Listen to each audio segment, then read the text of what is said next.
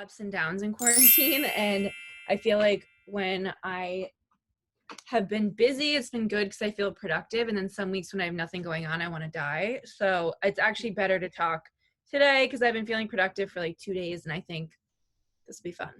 Yeah, great. I thought that was such a funny sketch. So just for context, you guys did a sketch because I'm also a recovering Catholic, so I appreciate it. Okay. You're Mary Magdalene, and you're like basically casually hooking up with Jesus, and you keep trying to get him to define the relationship, and he's not interested in that at all. He's very good at deflecting. So that which I did with my friend Benito Skinner, who plays JVN, and he was so funny. We had only met a couple times before, but we were at a show, and he was like, "I'm doing this sketch about JVN as Jesus, and I think you'd be a great Mary Magdalene." So that was the first thing we did together, and it was so much fun. I mean, he's so funny, and made it just like a really fun day of filming and creating a narrative that, could be true for all we know. Yeah. It is kind of weird that she's in there and they never really explain why. It's like, oh no, this is my hooker friend. You're like, okay. Like, I had dinner with a friend from high school who's in finance recently, and he was like, so these girls are going to come by that I met in Vegas. They were fully strippers. I was like, okay. So did you write it? No, Benito wrote it, and then, we improv'd a few lines day of, but he came up with the concept and did all the editing, and he's so amazing and talented. So he always makes great stuff. That's awesome. Super funny. So one thing I've been asking everyone was there one pivotal career moment or gig so far?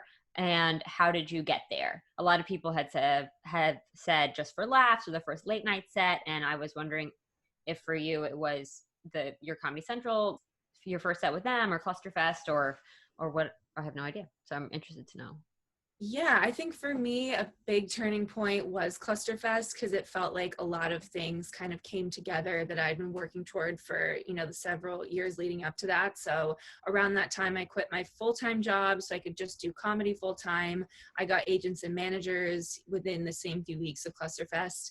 And I spent, I think, 2 or 3 weeks in LA, just like doing a bunch of general meetings and kind of shows and performing out there and trying to spread the footprint a little bit. So that was definitely that felt like a huge turning point for me. And then I think also starting my show Drag His Ass has been huge. Like it was taking something that I've experienced over the last like 4 years, which was terrible dates with terrible people, and bringing it to the world and trying to create a community and make people feel better, because we're not alone in this, and a lot of people are struggling with romantic connections right now. So probably when I moved that show to Chelsea Music Hall, that was also, I think, June of last year. So yeah, June 2019 was a big one for me.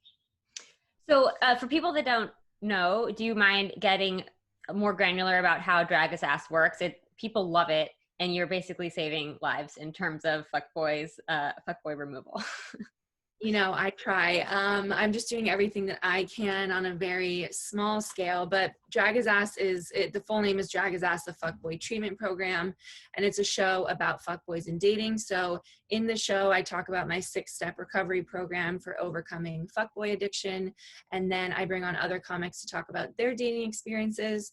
And then the final segment of the show is a fuckboy redemption, where I conduct a structured interview with a real life fuckboy who I vetted and pre-interviewed, gotten testimonials from exes and friends, and we try to point them in the right direction. What are the 6 steps? The 6 steps, well, step 1, of course, is admitting that you have a problem. Step 2 is demanding better. Step 3 is relapse. Step 4 is, it's been so long, I don't even remember, but I know step 6 is seek revenge. So that's an important one to flag. And how are we defining fuckboys? Fuckboys, I always say a fuckboy can look like anything. A fuckboy is a person who basically will do or say whatever they have to get someone to sleep with them. And then the consequences, there's really no accountability after that.